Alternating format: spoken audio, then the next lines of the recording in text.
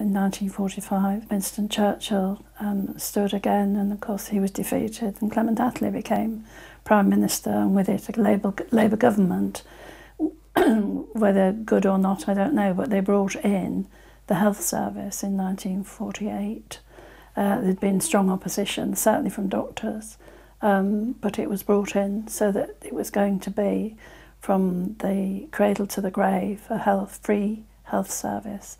Everything, teeth, everything was free. My parents, when they were younger, they paid doctors, they paid for medical treatment. So when it became free for all, and the same with dentists, of course, it became a great benefit. So there was definitely an appreciation of the welfare state. Because in those days, 1945, 46, you hardly dare to be ill. And in fact, we were never more healthy in this country. I'm sure many would agree with me, because of the diet. We'd had to have a diet which was very high in vegetables, very low in fats and meat and things, but very high in vegetables, and growing your own at home or keeping chickens and things like that.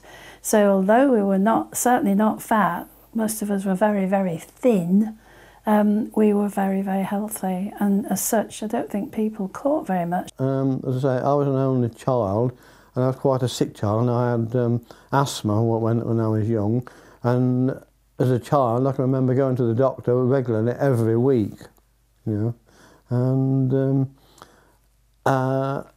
so money had to be saved up during the year for the doctor's bill, you see, and I can sort of well remember sort of going to the doctor and expecting to sort of go to the doctor clean, presentable, not in dirty shoes or anything, but on the other hand, not in anything too ostentatious, or otherwise you would think, oh, you've got plenty of money and could pay the bill. And I think the doctors in those days would issue the bill according to, as I say nowadays, what the state could afford, you know, what the person can afford. So if you're sort of a wealthy person, he would loaden the bill a little bit, but if you were poor and couldn't afford it, he would be generous with his accounts. And in some cases, I know that some people, if they couldn't pay the doctor's bill, he would sort of probably admire a painting that they'd got, which they'd sort of bequeath to him to pay off the bill. You didn't go to hospital unless it was absolutely necessary, and you didn't call for a doctor unless it was absolutely necessary. All that was you did yourself in those days. You sort of home remedies. Because a very large number of the population were frightened to go to doctors in case they had to go to hospital and had to pay a lot of money. So the National Health Service played an important part for a huge proportion of the population, that they would be looked after in a more sensible way. It took a few years to settle down, I need hardly tell you that, but it was a wonderfully successful thing. Because you could go for anything to a doctor and know that you didn't have to pay anything. You know, all this was covered by national insurance, and